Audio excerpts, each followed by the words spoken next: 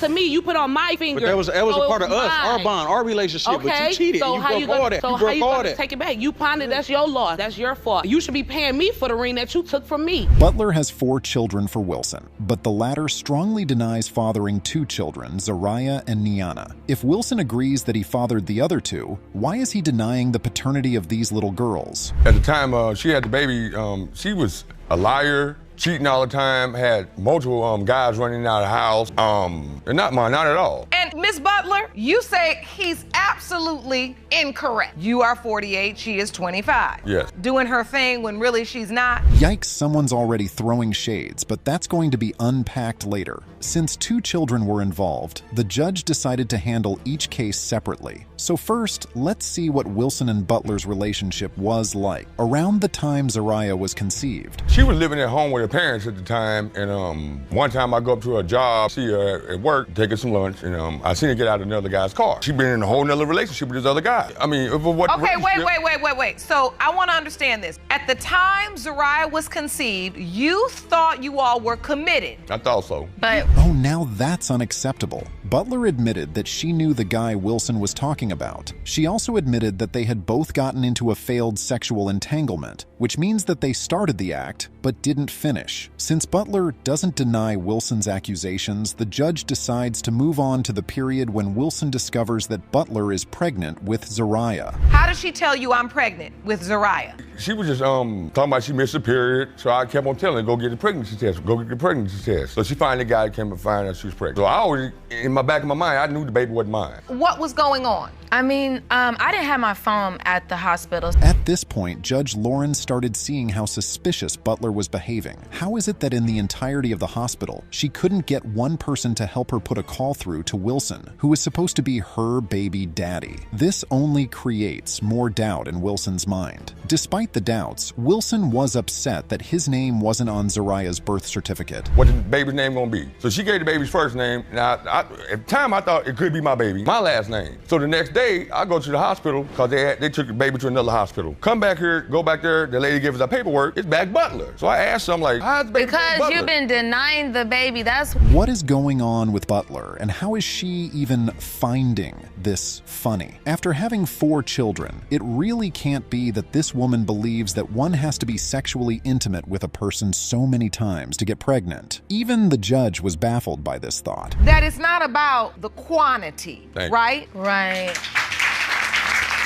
You could have sex with him 5,000 times and have sex with another man 1 time, But I know- and that one man be the father. No, but we always end up stopping, or we either use the condom. So I know for sure. Meanwhile, Wilson hopes that Zariah turns out to be his. So this has been a lot, and the judge decided it was time for the result, at least for Zariah's first. Mr. Wilson, you are not the father. Told you. Or not? Yeah, she said it. I'm not the daddy. Oh my gosh, that's crazy. That's not crazy. Zariah? Yeah, she's not my baby. One child down, one more to go. Knowing how Zariah's results turned out, Judge Lauren asks Butler to come clean because there would be no reason to go through another whole back and forth drama if Niana isn't Wilson's. Here's what she had to say. One of the children, you really didn't know if Zariah was his, but Niana, you're pretty confident about? Yes, I am. Nyana's definitely yours. You said that about the other one. We just heard that same testimony, didn't we, Jerome? Just heard But it. I did thought both of the kids was yours, like... With that, the judge begins another round of questioning. This time, the question concerns the nature of Butler's and Wilson's relationship during the period Niana was conceived. Let's see how that goes, shall we? We was living in an apartment, so I would come over periodically. But everybody in the apartment, everybody's running out the house. And I called a guy over there one time. I knocked on the door. She's trying to hide a dude in the bathroom. It was not no multiple occasions. guys. You only seen one thing. I only seen it one time, but everybody tell me. Ugh, Butler. It's all just too much. But what's baffling is how Wilson knows all of this about Butler and yet is still actively involved sexually with her. I mean, really, you've had so much to say about her. Little girl that don't know whether she coming or going. You right. In a hurry, going nowhere fast. last, and you steady having sex with her with no protection and potentially making babies. I thought about that, and I was wrong. I thought we can get back together, because she always telling we're going to get back together. It's clear that Judge Lauren is pissed with this situation, and I don't blame her. Butler was asked to tell the court if she was dating someone else during that period. Here's what she said. I did see the guy like a couple of times, and... You know who the guy is? There's multiple guys. No, it was like one guy that I can remember. Guys. I mean, like... Multiple guys, ma'am. We did try to have sex, but we did use a condom, and like, he didn't even finish. That one didn't pan out. Yeah, that didn't But work. I did that. Multiple guys. It appears that Wilson caught Butler with the guy in question. According to him, she tried to hide him in the bathroom. There is just too much going on between these two. Anyway, the results are in, and the judge wants to know one last time if Butler knows of another potential father. Miss Butler, what if Mr. Wilson is not? You said that first time. Okay, but I know for a fact she is yours, so that can't be. Have you thought about what if he's not? No. I know for a fact she's definitely his. Yeah, that's about Zariah. But she is yours. Okay. Well, that had to be said. Moving on, let's see what the results say. Mr. Wilson, you are the father. All this blessings both of you all got, I know you struggling. And what I've learned now? Despite having admitted the mistakes she made in the past, Liddell is being persecuted by her 3 daughters, Lisa, Jasmine, and Jamie Williams. They claim that her promiscuous ways are the reason they are trying to uncover their paternity mystery. Why are the Williams sisters so much against their mother? Let's hear from Lisa first. I was always, because, you know, being the baby, I'm the youngest. And I felt like ever since I was born, I've been lied to. And you always felt left out. Tell me about the paternity issues. It was this man who was supposedly had been my father, and we were all wanting. Okay, there are already separate POVs about that. Liddell claims that her daughters are manipulators and liars, just like her. That aside, there has yet to be a clear story about where the paternity issue stems from. We're going to find out about that now. Family members would say, no, he's not your father. It was a rumor going around that. Who is that? Jane. The man going to appear in court today and has been tested? Yeah. All right, so how do you start getting doubt? When I was about 17 years old, me and her had an argument, and she said, that's why he's not your father. Trying to get it at a low point, knowing. Now we've heard from Jamie Williams. Let's hear from the second daughter, Jasmine Williams. What does she have to say about the paternity doubts? So when you were growing up, you were told that he was your father as well? Yes. But did you have doubts? The doubts were just based upon the way he treated you, or did you hear whispers and rumors? All of the above, and also, it's a lot of her character traits that She was leading.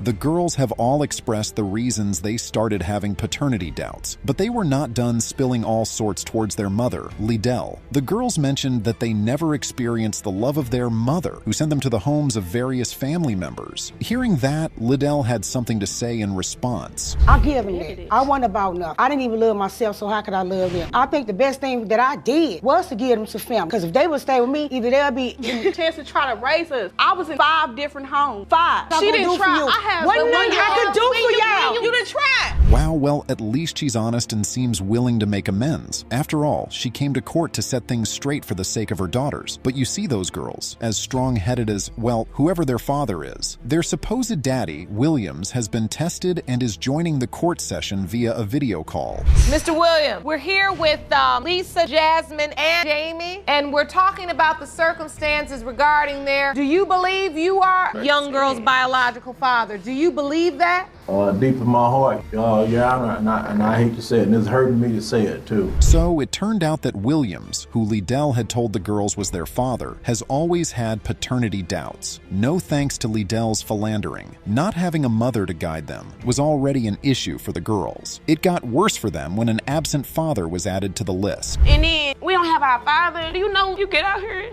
and do that you shouldn't be doing because you never had that father to show you. We never had that. Never. Mr. Williams is here and he knows he's been absent. How has it affected you specifically when you... Liddell tells the court that she does not know that William is the biological father. However, he is the man she suspects might be their father, hence his being in court today and having been tested. The session proceeds with Jamie questioning her mother for not being available for them when they were kids. You would not believe what this turned into. I was a piece of, I'm not gonna keep down on myself, but I didn't care about y'all. I'm keeping it real. Y'all want me to keep it real? I didn't care about y'all. Thank you. Because y'all was the aborted. I sure did. I sure said that because you know what? Miss Liddell, hold on. That's right, Liddell may have thought she was only telling them things as they were, but how she said them would do the girls more harm than good. It's even more painful to see the girls being so rude to Liddell when she finally expresses her reason for talking to them in such a manner. Take a look at this. Whatever come out of my mouth, like a lot of them, even if I mean it, sometimes I just don't know how. I don't know how.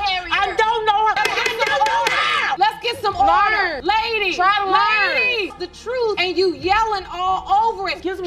I've never seen such a level of brutality on this show before, and that's coming from daughters to their mother. As Judge Lauren said, Liddell has expressed her remorse and practically described herself as the worst person on the planet, which is enough punishment already. But the girls aren't willing to listen and have gotten too comfortable in the victim's seat. I tell people all the time, you can stay up in the comfy victim chair because it suits you well a lot of times. It gets comfortable. Ain't nothing gone right for me because I didn't have my mother. It's true. And then you sitting in this chair 20, 30, 40 years from now and you realize... Sadly, Judge Lauren's little pep talk did nothing to make the girls behave. Instead, they continued to display their nasty behavior and maintained so much hate towards their mother. There was only little the judge could do. Ultimately, she decided the best thing to do was reveal the DNA test result. Let's see what the result entails and get this over with, shall we?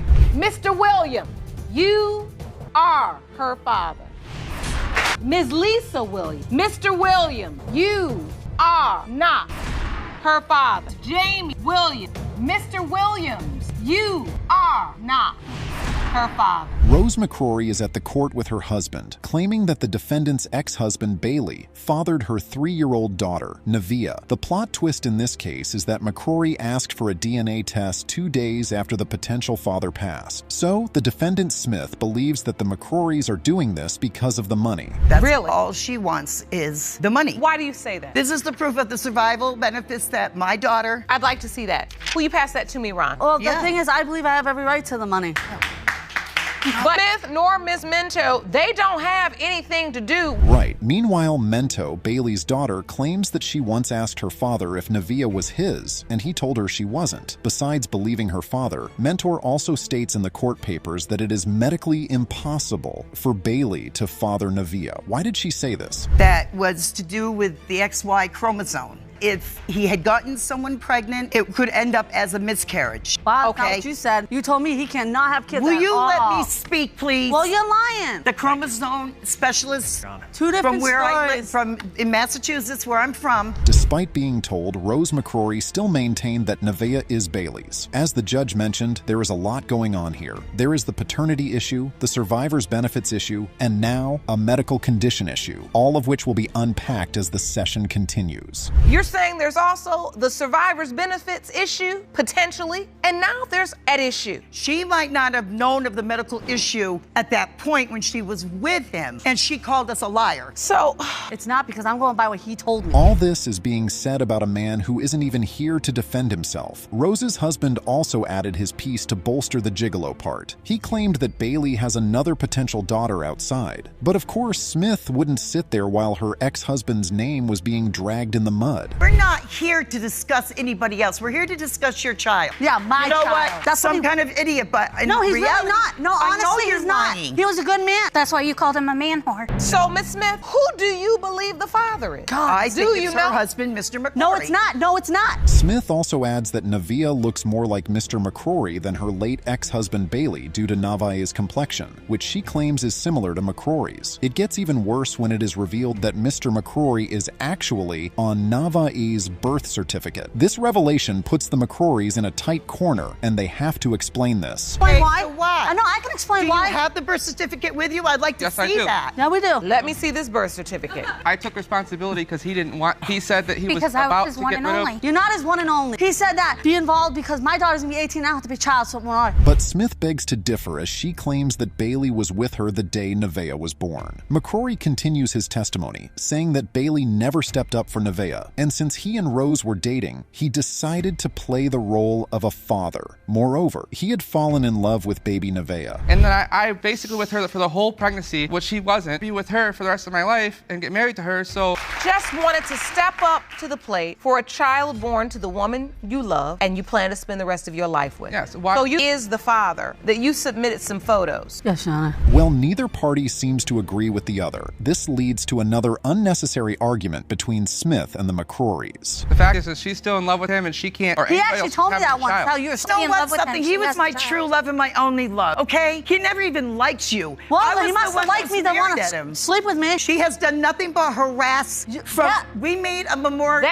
Okay, the McCrories have been nasty. The couple tried to defend their actions by saying they were done in good faith, but Judge Lauren wasn't having it. And let's not pretend. Now I want to hear the testimony, but don't feed me. Listen, that does not say Boo Boo the fool. You did not put this on. But see, this is the thing. So why do that after her father passed away? We've been harassed for. Judge Lauren already had enough with these people and their social media wars. You know what that means? Result time. Mr. McCroy, you are not the father. Thank you. Told you that Nevaeh McCroy and Sierra Marie Mento are not related. Yes. Told you. Yes, told you. Now we're both even. Now the harassment can stop. Fernandez opines that his ex-fiancée Butler cheated on him with someone who he thinks fathered little Divine. It gets more dramatic when it is revealed that Fernandez called off the wedding, pawned the ring, and is now suing Butler for the amount he lost after pawning a $700 ring for $350. I get that Fernandez would call off the wedding, but pawning the ring? Why? I took the ring back and I left. The ring actually cost about $700. I was only given. Before all that, when we first got together, I already had a girlfriend. So why are we here? I didn't cheat. Okay. Why are we here right now? You did cheat, and that's exactly why I cheated. But he already had a girlfriend when we first. Okay, to get more context about why she cheated, Judge Lauren asks Butler to tell the court the exact reason she cheated. Miss Butler, why did you cheat? Right, why did you cheat? Because Miss Butler. I want to tell you. One day he come over my house, but he comes over, he say he was at the house seeing the baby. He comes to my house. That's a lie, Your Honor. And he smelled. Oh boy, Judge Lauren has seen it all. Anyway, she asks Butler to continue with her story. Let's hear what more she has to say. I call my friends so we can go out and I can have some. So eventually we end up going to the room or whatever. You know, pressure even more because they were all doing what they were doing.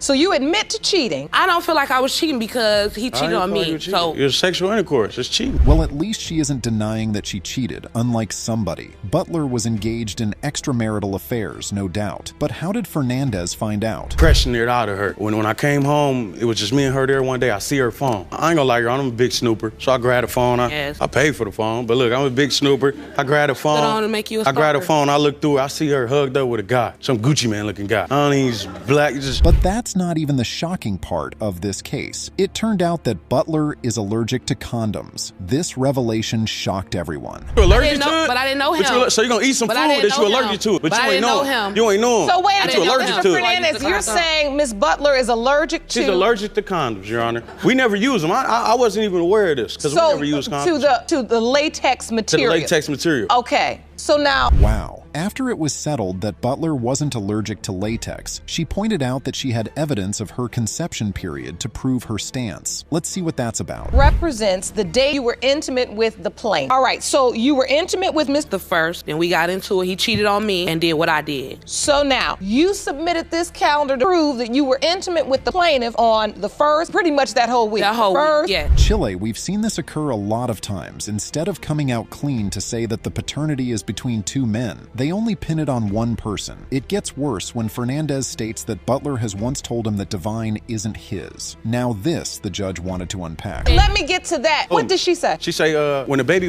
did get conceived. Okay, because you always throwing in my face. I went to take the daughter out. It's Gucci Man baby. But first one day I'm gonna say yes, Gucci Man baby, because that's all you say. But nobody want to keep hearing that. Understand now. Once you say that to a man, you can't unring that bell. Well, things got heated, but Judge Loren cleared the air. Soon after, Butler and Fernandez argued about the ring the latter pawned. Oh, you're not. How you gonna lie? That's mine. My ring. You gave it to me. You put on my finger. But that was a part of us, our bond, our relationship. Okay. But you cheated. So and you broke all that. So how you gonna take it back? You pawned it. That's your loss. That's your fault. You should be paying me for the ring that you took from me. My ring. Period. It's my ring. Right, so if Fernandez had already accepted baby Divine as his, why is he still harboring paternity doubts in his head? She was just beautiful to me. Still is, you know? And I love her. I do love her. Because she's your baby. She look all right. That's common sense. She did when she first came. In and out your life, so you doing the same thing. My dad did the same thing to me. I had my other son. Now, this has become a terrible mess. The only thing that can help set things straight is to get the DNA test results. Let's find out what these results say for Divine's sake and that of the other little boy. Mr. Fernandez, you are her father. Told you. I know what I'm talking about. Time. All this time you've been doing that. Wow. All this time. I told you that's your baby.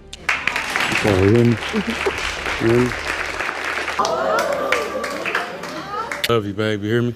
I just want the whole world to see. Nazarene is in court today accusing Mr. Rammy, her ex-boyfriend, of never stepping up to care for their kids together. At the same time, Mr. Rammy is suing her for her completely irrational behavior. You are here today to sue your ex-boyfriend. You say he has caused you and your 2 children much pain and suffering by never stepping up as their father. Mr. Rammy, you claim Ms. Nazarene has done immeasurable damage to your life and career by her very difficult. This is going to be one messy case. It also appears like they're here to see each other on a character basis, and it doesn't have much to do with paternity. Like they say, something real is brewing here. Let's find out more. When I became pregnant and things had soured long before that.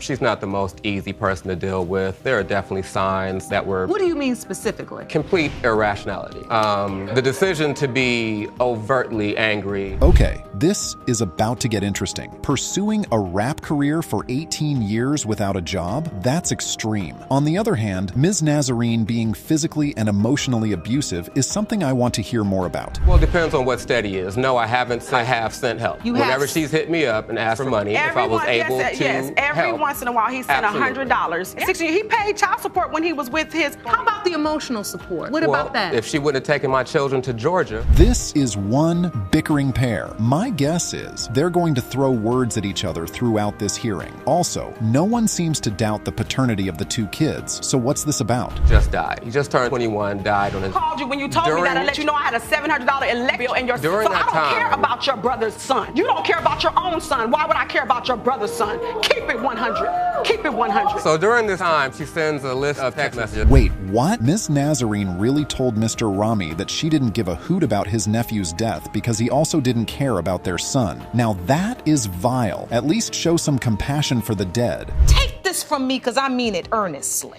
If you want this man to be involved in his kid's life, you've got to sometimes, at least sometimes. I mean, you're a beautiful lady. Judge Lauren is hysterical at this point, and she's right to be. Ms. Nazarene was being so extreme by sending such a text to a grieving man. Come on, ma'am, where's your soul? Oh, I've never tried to act like I was anything other than what I am, which is... What are you? A loser. A loser. Since he's been, I want him to tell me. I am a writer. And so am I. And I still do hair, and I still work. She made her decision to be with me. Mr. Rammy appears to be too chill and composed, and of course proud. To him, his job or lack of one is not a problem. He's comfortable with his life and career. What then is the problem? Why is he now here? There. She wants to have a discussion with me. She wants to yell and argue with me. Okay. I'm not going through that anymore. So I tell her that I'm leaving. At this point, I'm living with my parents. That's a lie. And that's a lie. After she punched me in the face, the exact quote, I'll never forget it, which was, hit me. She's a liar. She punched him? Wow. Who exactly is this woman? And what does she want? You say you want a man to take care of his kids, and you go ahead to 1. Insult his family and make fun of their mourning. 2. Hit him and dare him to hit you back. Ms. Nazarene is difficult.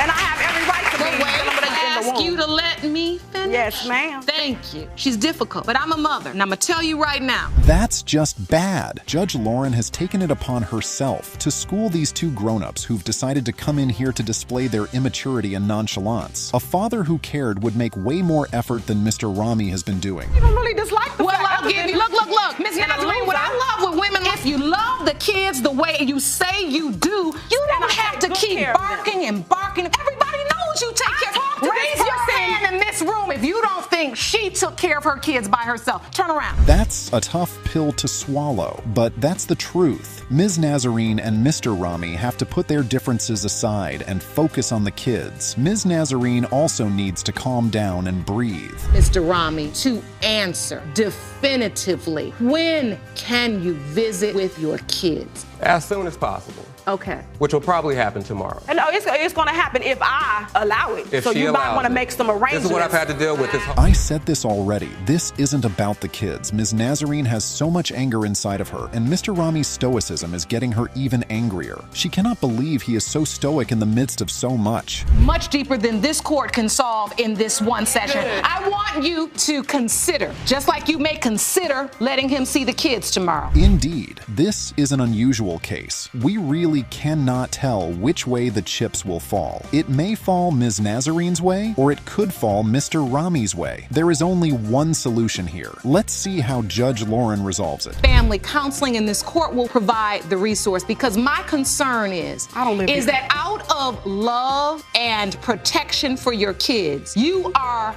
doing Have my hat. Be there. Can you do that? Yes. Can you do that? Yeah. Thank you. Mr. Powell doubts the paternity of his son because his ex-wife cheated on him 3 months after their marriage. His wife, Ms. Burns, who's here with her boyfriend, admits to cheating but wishes the child is his. Burns cheated on you with the man standing next to her after only 3 months of marriage. Yes, Your Honor. Okay, then she left you to live with him, and now you say the paternity of your child is in question. Now this is an interesting case. Ms. Burns cheated on her husband only 3 months after their wedding. That's ridiculous. Even worse, she moved out and went to live with her boyfriend, who surprisingly is also in court today. We would get into an argument, and then if she got upset with that person, she would do the exact same thing. Now, how long did this go on for? For about a year. You married her during this time, and you continually take her back. That's right, because I love her. What? This man watched his wife shuffle between different men for a whole year and still always welcomed her home. This is a special kind of love. And guess what? It gets even worse if you can believe it. Marriage was good at first, mine and Kevin's. Well, it's just 90 days.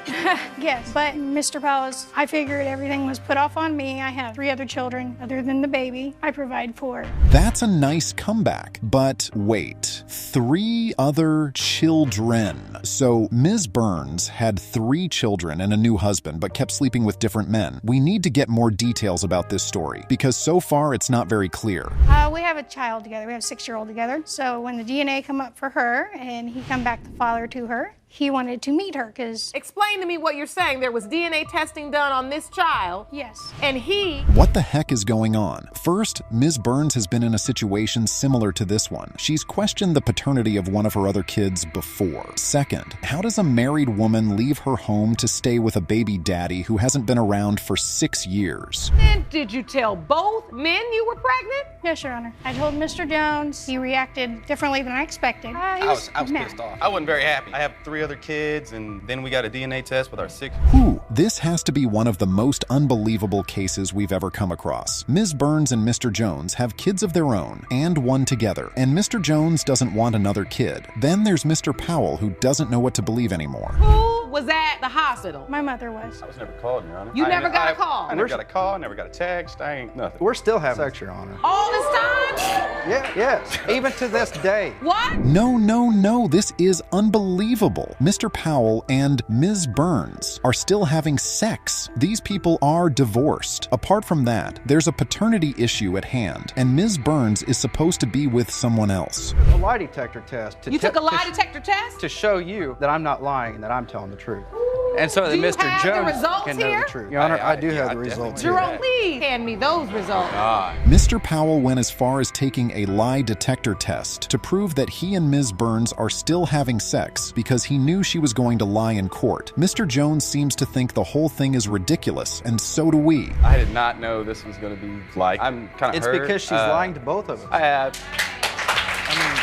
The main reason why I actually left Miss Burns because she cheated on me. We're as confused as you, Mr. Jones. Turns out Ms. Burns is a serial cheat and liar. And honestly, it's getting out of hand. Nobody knows what to believe anymore. Who is lying? Who is telling the truth? I buy things for the baby. Because you love the child. I do. And I love the mother of this child. And do you still want to be with her today? Absolutely. When we got married, she told me ahead of time that she had 3 children previous to our relationship. You may be thinking Mr. Powell is out of his mind, but he is just a man in love. What's sad is he's in love with the wrong person. This woman doesn't care about him, not even in the slightest bit. I hope it's Mr. Powell's.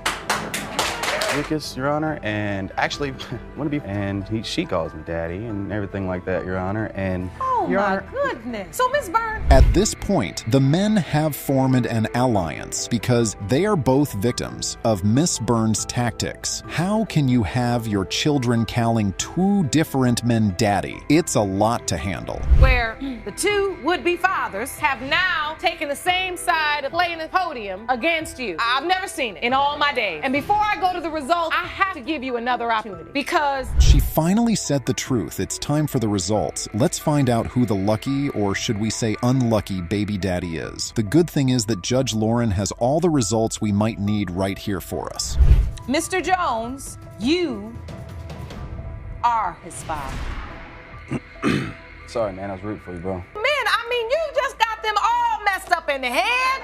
Mr. Jones? Mr. Silva believes there is no way on this planet. He is the biological father of Ms. Reeves' 7-month-old son, Legend, but the plaintiff, Ms. Reeves, is confident he is. In fact, Ms. Reeves is ready to put everything on the line. Ms. Reeves, you are here today to prove that the defendant, Mr. Silva, is the biological father of your 7-month-old son, Legend. Is that correct? Yes, Your Honor. Mr. Silva, you were involved in a paternity case on Love and Hip Hop Atlanta. There's got to be a reason Mr. Silva has doubts, don't you think? I'm curious to find out the nature of his relationship with Ms. Reeves and how they ended up in court today. Let's hear what Ms. Reeves has to say. Well, it's affected everything in my life. We've been on and off for about 3 years. 100% sure. Like, why do you keep asking me? And don't get me wrong, he's a good guy, but I just want us to be able to move forward in our relationship without having any more arguments. And so I feel like the best way for us to be able to do this. Before a man starts doubting the paternity of a child from a 3-year-long relationship, there's got to be something that raised his suspicion. Ms. Reeves' story is a bit too simple and straightforward. There has to be something behind her boyfriend's doubts. I feel like she's tricking me into believing that I'm Legend's father. I grew up loving women, loving sex. You grew up loving sex? To me, I always felt like it was okay for men to go out, and especially with a baby, trying to say that I'm his father. I just want.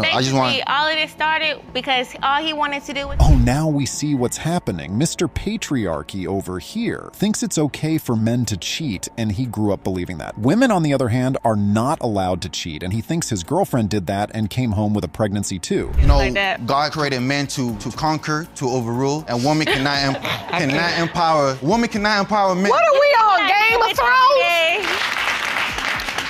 Seems Mr. Silva's here to give a lecture on what men and women can and cannot do. Mister, hold up for a second. We're here for the baby, and for this case to get anywhere, he needs to tell the court why he suspects the baby's not his. So far, he hasn't said anything tangible. Okay, so let's just say hypothetically, you're here to conquer. Hypothetically. Why can't you conquer your doubt and conquer your fear that she's also doing something that she says she's not doing? Well, Your Honor, I feel like if I'm out here, doing what I'm doing, and she's... Yes, Judge. She has put Mr. Silva in his place, and now the case can finally move forward. All this talk doesn't matter. We want to know why you're here with your girlfriend today, and not what you think you're allowed to do as a man. Well, we was broken up at the time, but immediately, as soon as I told him that I was pregnant, he was like, oh, okay, with who? Your Honor, we were broken up for 4 weeks, Your Honor. I called her texting her ex. And is that why you broke up? Yes, Your Honor. When you I confronted her with about texting her ex. This ain't, I caught them texting multiple times. The story's finally taking shape. They were separated when Ms. Reeves found out she was pregnant, and that's why Mr. Silva has doubts. On the flip side, Mr. Silva is a community boyfriend, and that makes sense given his belief that a man can cheat with as many women as he wants. That that could give rise to some doubt. If you then change your password so he can't see what's going on your phone, to most men, that's gonna make him think she possibly is involved with somebody else. That doesn't make it right that he's doing the wrong thing either. But you have to understand that his extra affairs outside of your relationship. Judge Lauren just put things straight now. Outside his ridiculous patriarchal beliefs, Mr. Silva's doubts are valid in this scenario. Why was she texting her ex, and why did she randomly change her password? Seems like she was hiding something.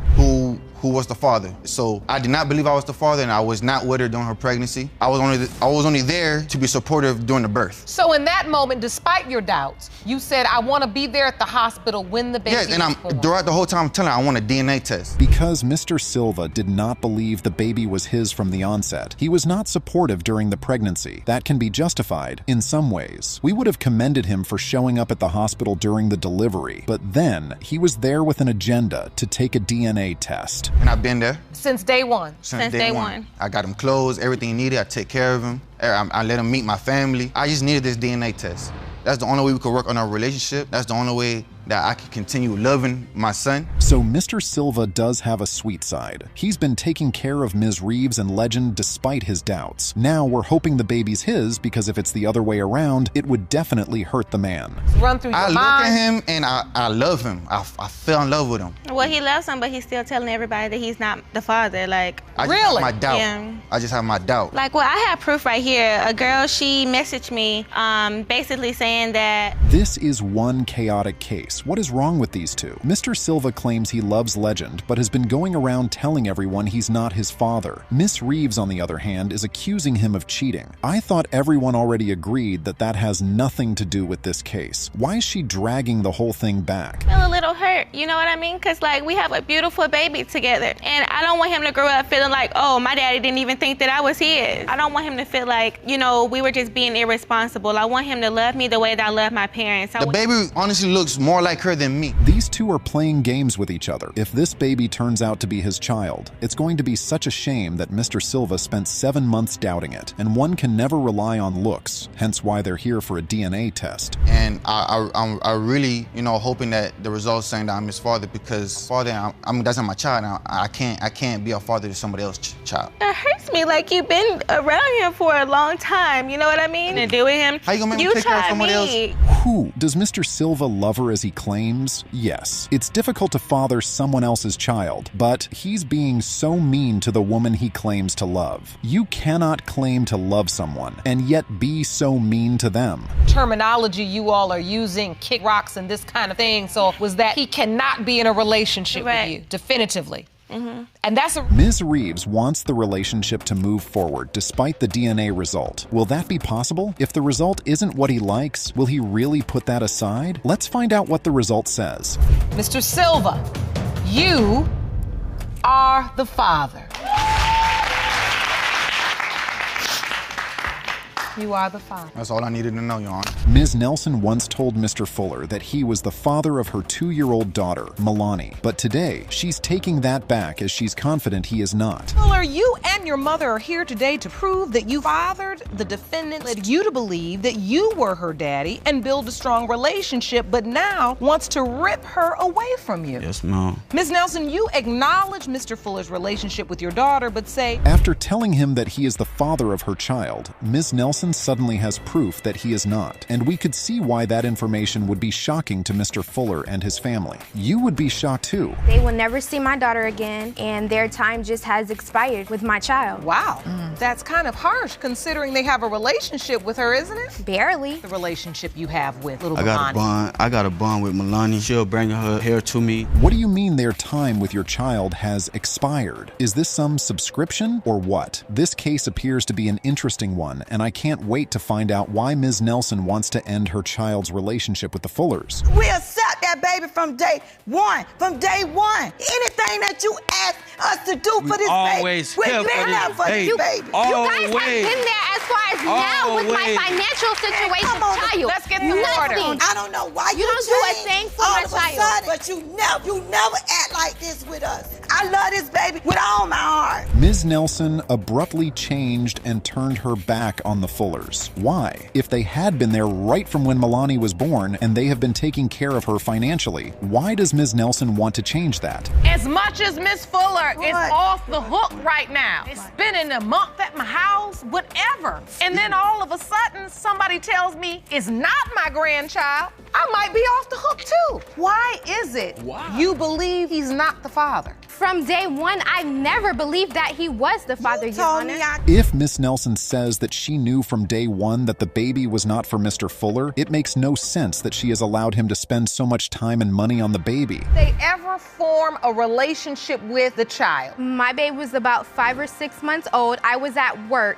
I was with someone, in a relationship with someone, and they were... So now at 5 months old, when the child's 5 months old, you're in a new relationship? No, I was in a relationship before him. Oh, before Mr. Fuller? Me and the other guy was just on a break. Right. And at 5 months, you were with this other guy? Right. Now we get what's going on. Miss Nelson was on a break from her relationship when she slept with Mr. Fuller. She got back with this boyfriend after the baby was born, and she claims that she never for once told the Fullers that her baby was theirs. I know my mother reached out to you. That was behind my back. You're really not Milani's biological father. Did you ever say that? I did tell them that he was not. I told Devontae that he was not her father. This baby is a bond with me and with this boy. Let me tell you something. We love this baby. You don't have...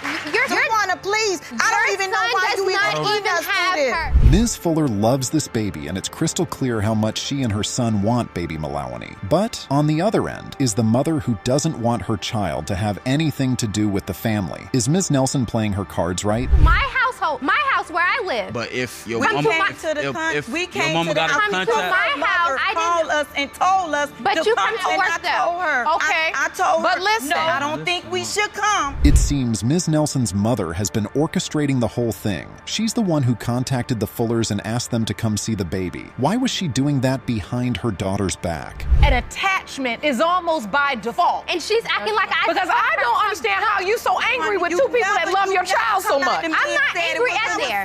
They have not been that. So even in my chambers, I mean, because I had hair for y'all. I didn't know it. I did not know that the storm was coming like this, but I knew this was going to be a very interesting case. So I was reviewing some of the evidence. There was no convincing Ms. Nelson. Everyone except her thinks Mr. Fuller is the father, but in truth, she would know who the father of her child is. We can't tell why she badly doesn't want Mr. Fuller to be her baby daddy, but we can't argue with her either. Is Milani's biological father? Yes. You do? Yes. Why do you believe your daughter cannot even believe that's a possibility that he's her biological father? What do you think this is about? The other guy. The other guy. When her and the other guy gets mad, it's Mr. Fuller's baby. When her and Mr. Fuller's not speaking, then it's the other guy's baby.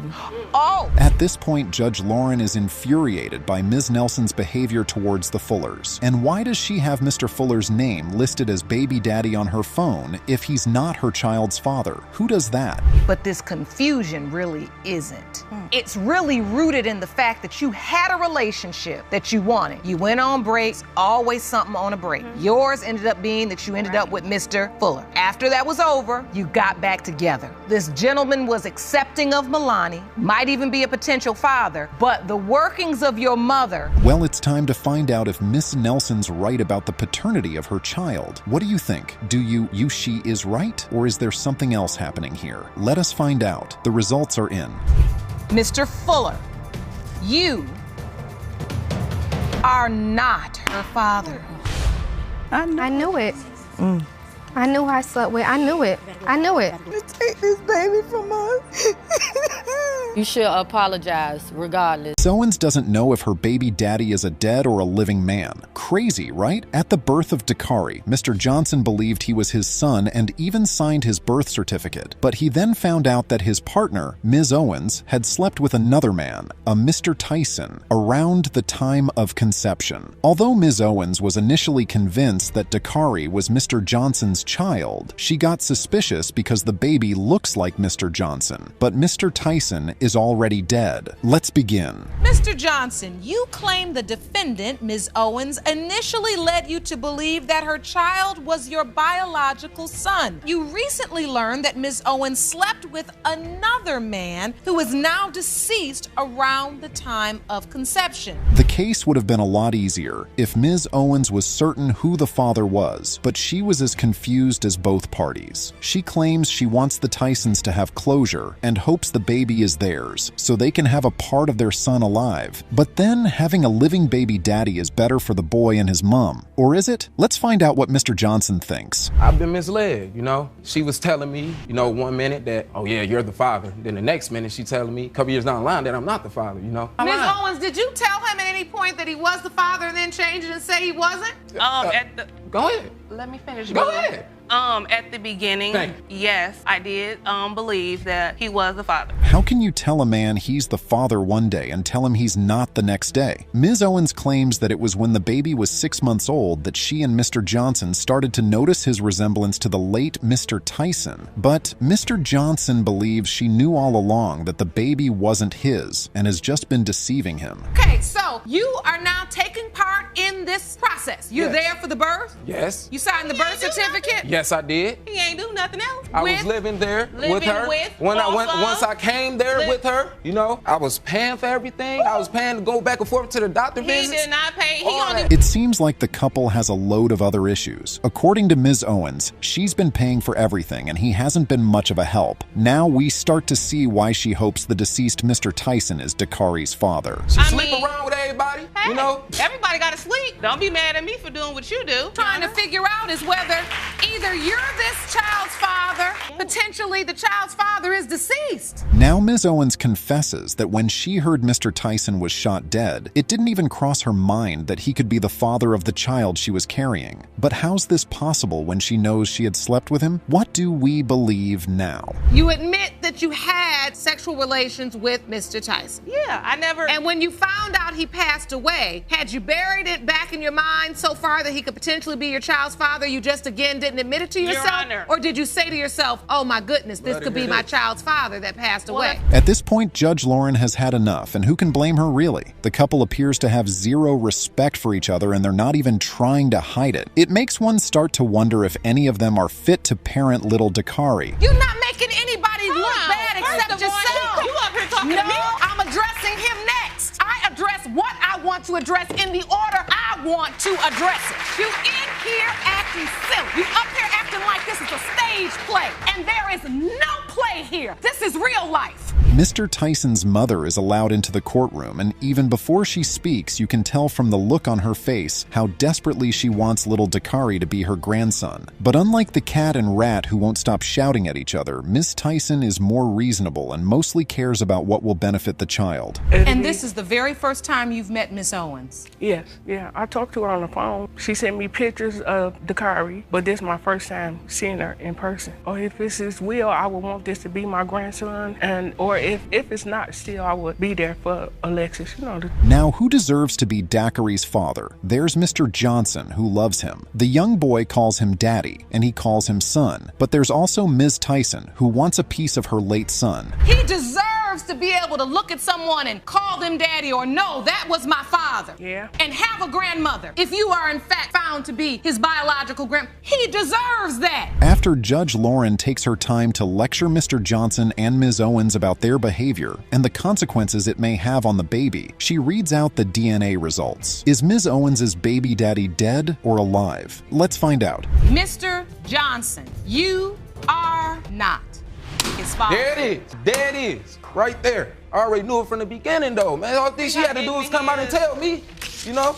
Based on the testing results, the probability of relatedness is 99.99%. These two grandmas are in court fighting over the paternity of a baby their teenage children brought to life. Miss Sissom is with her teenage daughter Destiny in court, claiming that her daughter's 8-month-old son, Osiris, belongs to Mr. Anthony Taylor, another teenager. And then there's Ms. Riley, Anthony's mother, who is fully convinced that Osiris is not her son's. So, Miss Sissom, how certain are you that Anthony is the father? I'm 2,000% certain, Your Honor, that Anthony is the father of Osiris. And you are emotional already? Yep. I have a grandson that's 8 months old. He needs his father. I lost my dad when I was 2, so I know what it's like not to have a father. But I'm not here because of me. Destiny would be at Anthony's house, and when her mother called, she'd lie she was at a friend's. However, according to Ms. Riley, Destiny used to come over to see her 14-year-old daughter and not to sleep with her son. The greatest part about this is you all saying the same thing, blaming the opposite child. They had a plan. Destiny was gonna say, I'm going over to visit my friend. That's your daughter. Right. But really the whole time, She having sex with your son.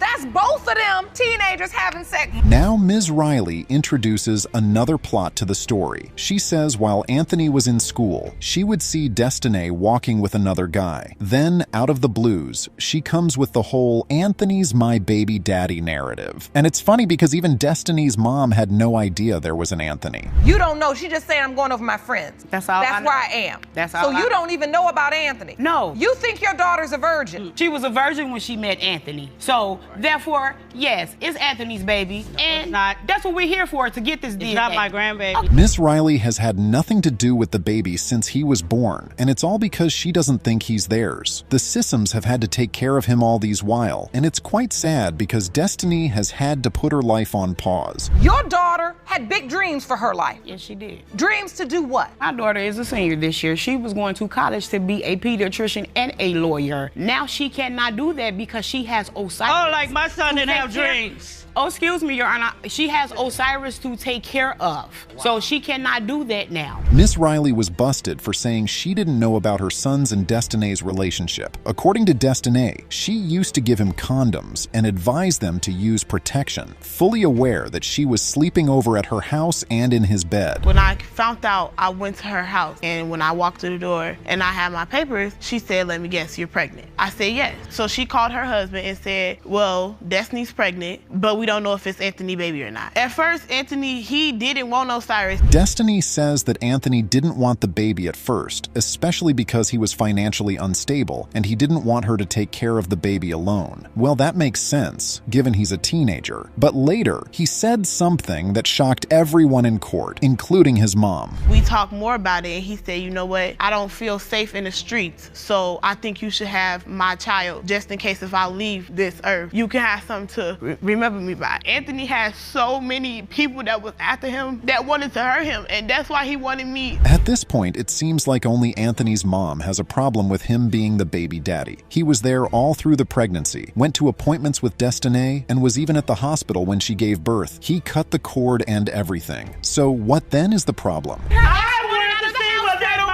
By security. Being born. We sure did. She came one out. at a time. One at a time, ladies. That's my grandbaby being born. In her rude, unselfish, disrespectful self, she comes in there. I'm in the waiting room. She's sitting the guard in there and tell them lying and said I'm threatening her. So Miss Riley feels Ms. Sissom and Destiny had her removed from the hospital when Osiris was born so they could coerce Anthony into signing the birth certificate. He wasn't old enough to have signed it without parental guidance. In her defense, Ms. Sissom says she did that because Ms. Riley had been threatening them, and she wasn't going to risk her daughter's life by letting her in the hospital. One of her family members threatened us. So yes, I did, because my daughter ain't finna go through this with her. She young. I tried to call this woman and talk to this woman like a woman when she was pregnant. So don't sit up here and tell that lie. Calm down. Ladies. Oh, wait a minute.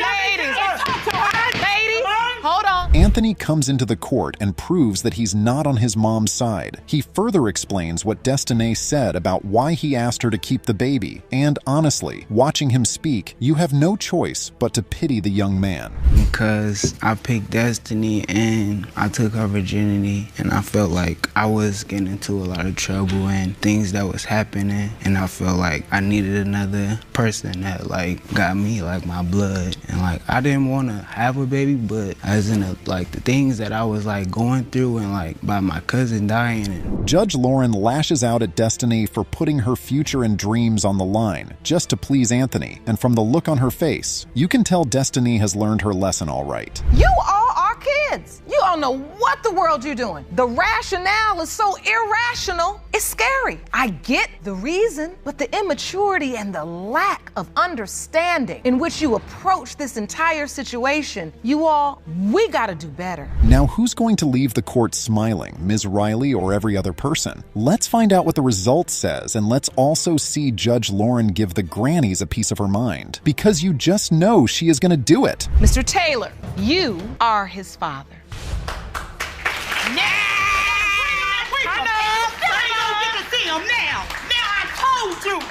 I got another. And I'm gonna keep taking care of. And at the end of the day, that is my grandson. I'm still gonna take care of. What happens when after you've gotten a vasectomy, your wife tells you she's pregnant? Well, ask this couple. Ms. Matson is in court to prove to her husband that her 6-month-old daughter is his biological child. Mr. Matson, on the other hand, accuses her of cheating and strongly doubts he is the father of her child because he is sterile, or so he says. Now, Ms. Matson, tell the court why it's so important for you to prove to your husband he is your child's biological father. Because unlike him, I haven't cheated on him but once, and you want sympathy?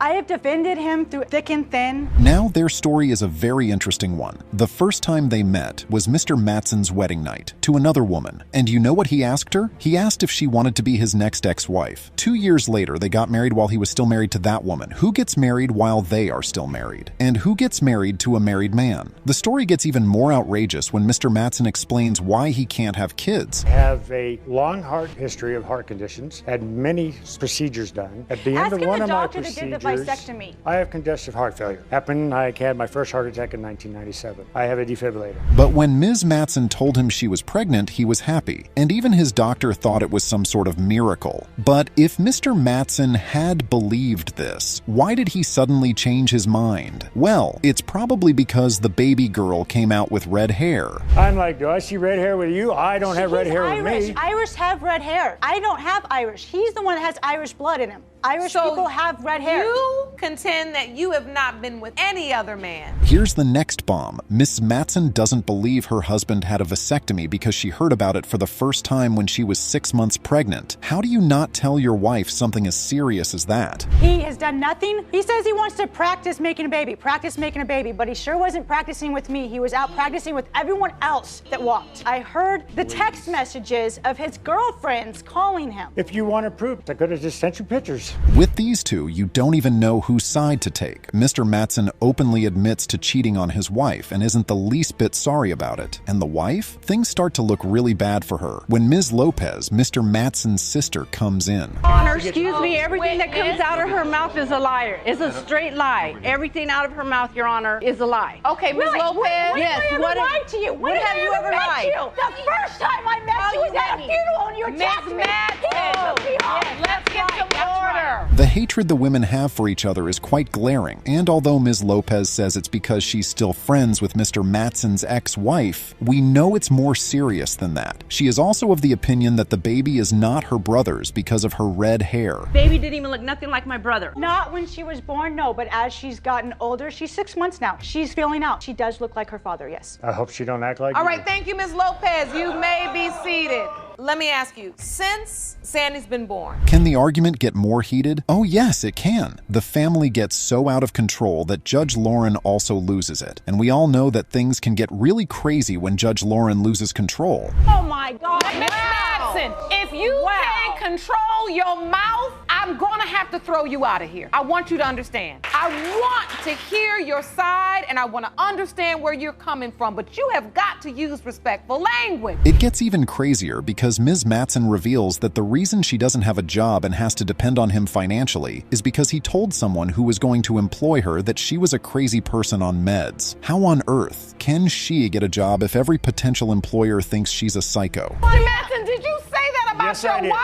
Yes, I did. Ms. Matson, I need to understand. It doesn't matter what job I try to apply for. Even if I go get a casino job, he's got to call me every 5 minutes. I'm at a table, I can't answer the phone. So he thinks I'm cheating on him. And he thought I was sleeping with someone at the job. Mr. Matson and his sister gang up against Ms. Matson and Ms. Matson tries her hardest to fight for herself and the kid. Ms. Lopez enjoys fueling the argument until Judge Lauren shuts her up and soon has to do the same to Ms. Matson. Yeah, and he wouldn't have thought that I'm doing that or doesn't accuse me of it until he's done it. You know he's done it, and why do you stay with them? How would you I know don't need to hear Andy? anything You don't even more know from nothing you. about us. And truthfully, you're not adding to the situation. You're just making it worse. Miss Matson, don't say a word, because I already told you I was going to throw you out this courtroom if where you his wedding ring is. one more time. What could the DNA result possibly say? Is the 6-month-old red-haired girl a miracle baby? Or is Matson lying about the vasectomy? Or is the baby even his? Let's find out and look out for how they reacted to it. Mr. Matson,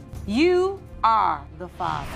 Told you. You're nothing but a... You need to keep your language down. And I'll tell you what, tomorrow I'll buy you a one flight, you can leave. Leave that baby here with me. I'll show you how to provide for her. Ms. Renfro claims to know the fathers of all her kids and is 100% certain that Kendall, her 6-month-old son, belongs to Mr. Tuzi. Really brave claim there. The baby was born with a serious medical condition she believes was genetically passed down by Mr. Tuzi. But Mr. Tuzi is also certain the child is not his. So who's right and who isn't? Is Mr. Tuzi denying the child because of his medical condition? There's only one way to find out. So, Ms. Renfro, why do you believe Mr. Tuzi is denying paternity? He don't want to take financial responsibility. He hasn't been there. He wasn't there through my pregnancy. When I had the baby, he wasn't there. I tried to let him know, and it was still nothing. No response, no nothing. They started as friends, and soon a sexual relationship began. But immediately, Ms. Renfro told Mr. Tuzi she was pregnant. She never heard from him again. The guy stopped picking up her calls or responding to her texts. He blocked her everywhere. What happened the day you told him? He didn't say nothing. He was like, well, who's the dad? I had seen a few text messages from her random ex-boyfriends she had sex with before, and I know this for a fact. 5 months prior to... What did the text messages say, sir? I really don't remember what he said. I just kind of glanced through it. Mr. Tuzi's excuse is that he's been in a long-term relationship where they had unprotected sex all the time and his girlfriend didn't get pregnant. He's also been in a situation where an ex-girlfriend claimed he was the father of her baby, and DNA tests later revealed he wasn't. But that doesn't mean Miss Renfro's lying. Understand that despite all of that, it has zero relevance as it relates to this child born to this woman. Yes, Your Honor. Kendall has Hirschsprung's disease, and Miss Renfro's sure Kendall didn't get it from her because none of her other kids have it. She thinks Mr. Tuzi or someone in his family does, and would like him to take responsibility for the child. My son deserves to know who his dad is because of the issues he has with his health, and he just needs to take responsibility for his child. Were you intimate with anybody else during the window of time when Kendall was conceived? No, Your Honor. I'm 100% sure. I know who my kids belong to. Here, the situation gets messier. Mr. Tuzi reveals to the court that another man, her ex, signed Kendall's birth certificate. And you know what she said? She said she let him because he was there for her. Now, if he was, why does she need Mr. Tuzi to claim the child now? I mean, this child is 6 months old. He has had to overcome medical issues. That baby don't look nowhere near like me. If the baby was mine, it'd be a little more darker than what it is. No, really. I mean, you're going to testify about something. How do you know that? Just because, once again, you know, multiple text messages. But you still have no proof. Kristen comes into the picture. She's Ms. Renfro's best friend and witness. You'd think she'd corroborate her best friend's statement, right? Well, she comes to complicate Ms. Renfro's perfect story. Apparently, Ms. Renfro had admitted a very important fact. She had slept with someone else around the same time she and Mr. Tuzi had been together. There was a guy she had slept with during the time? Well, it was a little before she got pregnant.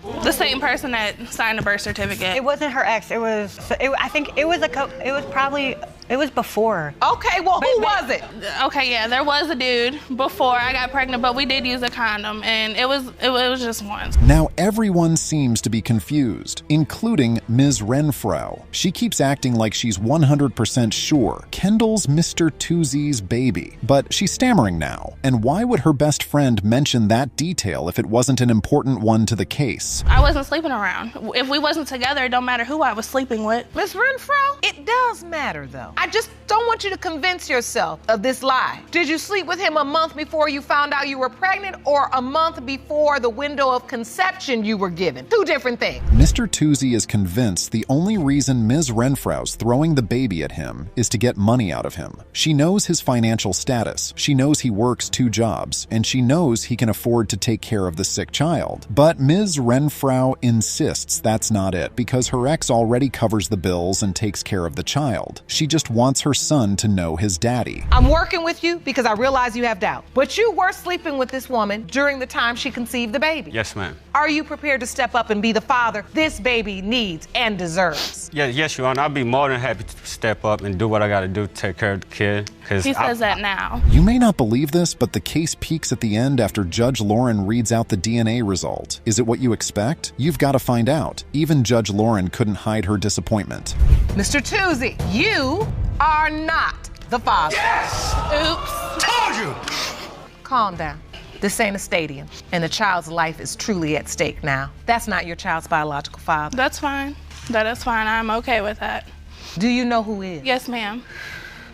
Ms. Lang and her son Jimmy are desperate to find out if baby Janelle is theirs because her mother, Ms. Brown, slept with Jimmy and his childhood best friend around the same time. Although Ms. Brown and her mother are confident the baby's Mr. Lang's, she doesn't understand the fuss because they haven't even bothered to see the child in months. Why are you so certain this child isn't your son's? Miss Brown slept with my son's best friend from the Sandbox best friend, or Mr. Dixon's. Oh, really? Is that true? No, Ms. that's Brown? not true, Your Honor. Ms. Brown says she and Mr. Lang were off and on for 2 years because he was cheating on her every day with not 1 or 2, but about 50 to 100 girls. And you know what makes it worse? He was doing it at his mother's house, and she would lie and cover for him all the time. This is my son. Okay, I don't knock you for that. Or your mother lied for you, girlfriend. No, I don't have no reason. You were together doing his cheating. Were you sleeping with anybody else as well? Not that we know of, Your Honor. And it's none of your business. On the list. Are you in the bed with him? Uh-oh, it seems like the mothers are about to rip each other apart now. And Ms. Lang was very involved in the relationship when her son and Ms. Brown were together. She was always nosing around, and you know what they say, two's company, three's a crowd. Middle of the relationship. No, I stayed out of the relationship when they was going back and forth on because but she was always in it. I was hoping that they would work it out. Thing over there. That thing over there. No, that's Stop. I want to get this over with. You want to be... Mrs. Brown had just started college when she found out she was pregnant and only kept it because Mr. Lang was ecstatic about having a child, begged her to keep it, and even went around school telling everybody he was going to be a daddy. Mr. Lang, when you found out she was pregnant, you were happy about it? Yes, ma'am. Did you have any doubts at that time? Not at that time, no, I didn't. And what made you start to have doubt? When Mr. Dixon got in the picture, and he had told me to stop messing with her, the baby she's pregnant with could possibly be his. And he tells you, don't be too happy because the baby's mine. I would see them in the car riding around together. Is Miss Brown hiding something? Mr. Lang claims that she and this Mr. Dixon, his supposed best friend, had something going on. But Miss Brown insists that she doesn't even like the Mr. Dixon guy, and they have never been cool with each other. And to top it all, she says she never even slept with him. Ms. Brown, do you have any idea why another man, Mr. Dixon in particular, would say he's the father? No, Your Honor. When we even seen each other, we wouldn't say nothing to each other. We just look at each other. It was never like that. It was always a group of friends. So why would he do that? They were enemies. He was trying to make Mr. Lang mad. This is when you were showing. Although Miss Lang and her son started having doubts about the paternity of the child while Ms. Brown was pregnant, they remained supportive and stuck with her throughout. They were there when the baby was born, and Mr. Lang signed the birth certificate. We both held Miss Brown's legs back while she was pushing the baby out. So you all were there and cooperating? Your Honor, she was only there. Like she said, I'm just here to see if this is my baby. When this baby, hold on, I'm talking. I'll be able to look at it and tell. That's the only reason she was there, to see for myself. Everything was going well until the Langs saw the baby's hairline and were like, hold up, whose baby is this? Honestly, it seems like Ms. Lang's here to throw tantrums and attack Ms. Brown and her mother. Seems to me like she came here to fight, not to fight for the baby, but to fight against the Browns. But in this courtroom, we call it the way we see it. It should be about you two. But I hate to break it to you, baby. Every time we be on Facebook arguing anything, his mom would get on Facebook on her post. Arguing with kids on the Facebook? Yes. But that was then.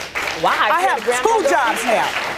The evidence presented shows that Mr. Lang has many Facebook posts saying baby Janelle looks so much like him, and no one can tell him otherwise. Mister, can you stop contradicting yourself already? We don't know what to think anymore. Because Facebook people, just something they do. It was people that... So you were addressing claims that the baby didn't look like you. And then on another post you say, yeah, that's my baby. So you're saying, no, this baby does look like me. But you also telling me in this courtroom that you had doubts. Yes. And so even when you had a doubt deep down inside, you were defending. It gets even funnier. While Mr. Lang was posting all that cute stuff on Facebook, he wasn't even taking care of the baby or going to see her. He was just bluffing online, and in real life, he wasn't acting like the baby's daddy. And this is pissing the Browns off. I want to come to you because I want to hear your side of this. Okay. Are you on Facebook with the kids arguing? So you did it?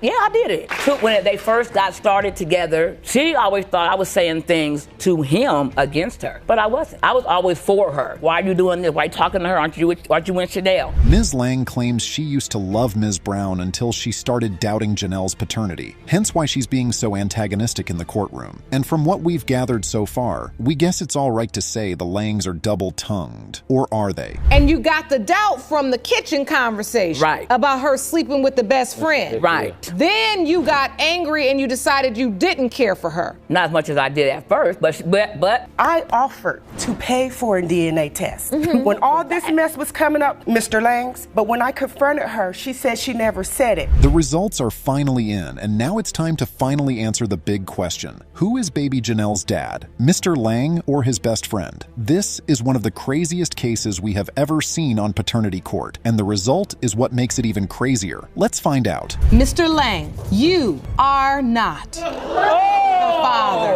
Are you serious? Man. I swear that's a lie. The DNA doesn't lie. The DNA doesn't lie. Oh no. Ms. Paige had no idea her deceased son's alleged baby mama existed until after his death. Ms. Lusk claims that her 3-year-old daughter, Simarai, is Ms. Paige's granddaughter, but Ms. Paige is standing in for her late son, saying while he was alive, he was in a committed relationship with somebody else, so the baby can't be his. Describe to the court how difficult this situation has been for you and your daughter. It's been more than extremely difficult. Being pregnant at 16, having to still go through school. These past 4 years, everything has been on me and my mother. And I feel it's completely unfair because he has a whole other side. She has a whole other side to her family. My daughter is beautiful, and you missed out on 4 years, almost 4 years of my child's life. Ms. Lusk gets emotional because Ms. Paige was a single mom who raised her late son all by herself. Shouldn't she feel her pain? Shouldn't she get involved in Simarai's life so she gets a better life than the late Desmond Page did? I guess Ms. Paige doesn't think so. You were a single parent as well. You were a single parent. You raised Desmond by yourself. You raised Desmond by yourself. Yes. Was now pregnant by yourself.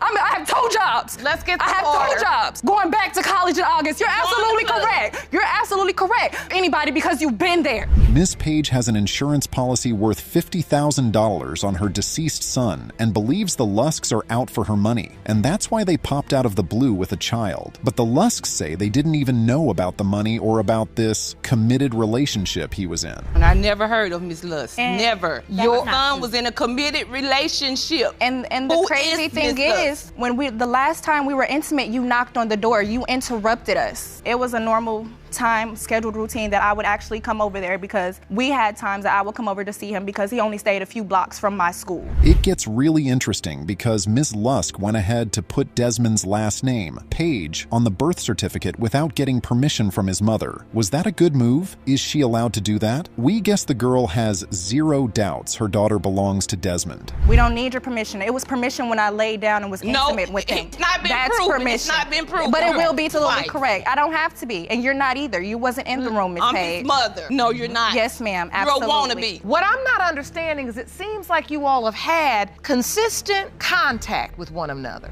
Desmond's baby mama and mama aren't having it. Apparently, despite all her show-off, Ms. Paige ran into baby Janelle at a birthday party. And you know what she did? She took pictures with the baby and posted them on Facebook. Why would she do that if she's sure the baby isn't her son's? I don't. This is my first time seeing you, Miss Anderson. The feeling is mutual. Okay, because we don't listen. But if listen, Desmond, this will not be the last time you all see one another, and that's why I don't know why we carrying on up in here today like this. Beautiful, beautiful little girl. I'm definitely the grandmother. This is my child.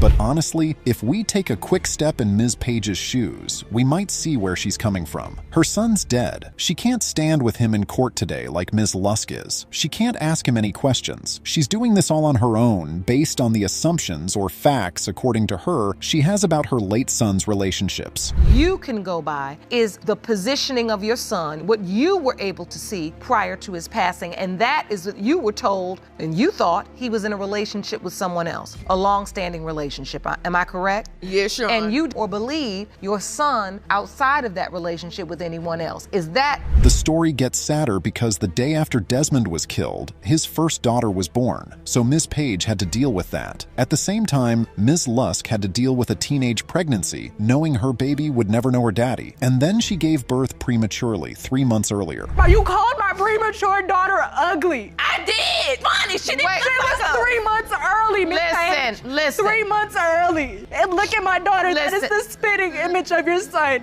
Miss Paige, Miss Paige, if in fact your late son's biological daughter. We'll have to commend Ms. Paige for her honesty. Yes, getting another grandbaby into the picture, especially one you've denied for 4 years, is going to be a load of drama. But is she really going to leave the girl because it seems the major problem here is Ms. Paige and Ms. Lusk do not like each other? Do you want to have a relationship? And you say, I don't know because I don't know if I can take the drama. If that is your truth, I accept that. But what I will not accept, operating as if this drama, because it doesn't. And that's all I want. Let's get the truth. Jerome, these results were prepared by DNA Diagnostics. Well, they'll have to figure it out eventually, because the results in, and here's what it says. What do you think this DNA test will tell us? Well, whatever it is, the results will shock you. Hang on to your seats because this is about to be a really wild ride. The probability of relatedness between Miss Paige and Samari Paige is 99.96%.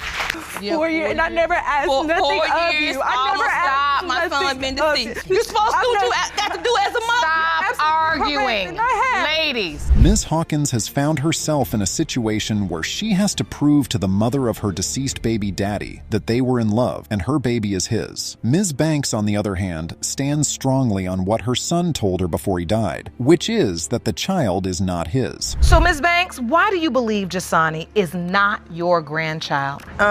Because, Your Honor, I don't believe that Jashani is my grandson, and I'm here to prove it today for the simple fact that Jada and my son had a very rocky relationship. Me and my son were really, really close. In Ms. Hawkins's version, Daryl was happy to have the kid. In Ms. Banks's version, Daryl was doubtful about it because Ms. Hawkins was with another man when she found out she was pregnant. Now, whose version is correct, or can both be? I mean, a man can be happy and still have doubts. I was not living with another man. I was staying with my cousin. I was in a relationship with another man. And when I found that I was pregnant, the other man said, if you decide to keep the baby, let's end the relationship. That's how I ended back up with Daryl. Thank you. So you came back to my son because another man didn't want you? Because I wanted my baby, and Daryl wanted my baby too. This case gets spicier because Daryl died a day after he and Ms. Hawkins got back together. Coincidence, maybe? This could as well be a murder case because we've got our eyebrows up now and a whole bunch of questions from Ms. Hawkins. She feels like I'm the reason her son is dead. That's how she feels. You're really the reason your son is dead. I'm not the reason he's dead. Listen, ladies. You're the reason. Ladies, come on. Girl, let me tell you something. If he wasn't with some trashy self, let's get some order. Let's get some order, ladies. Here's issue number 2. Ms. Banks says that Ms. Hawkins should have honored Daryl by naming the baby after him. But Daryl specifically asked Ms. Hawkins not to name the baby because he didn't like the name. I don't like my name. Give my son his own name. But not only that, my son's whole name is Jasani Daryl Ray Daniel. Is your son's whole name not in that name? Jasani Daryl Ray Daniel. Jasani Daryl Ray Daniel. All right. So, Miss Hawkins. He's not your son. He's not Daryl. He's not your.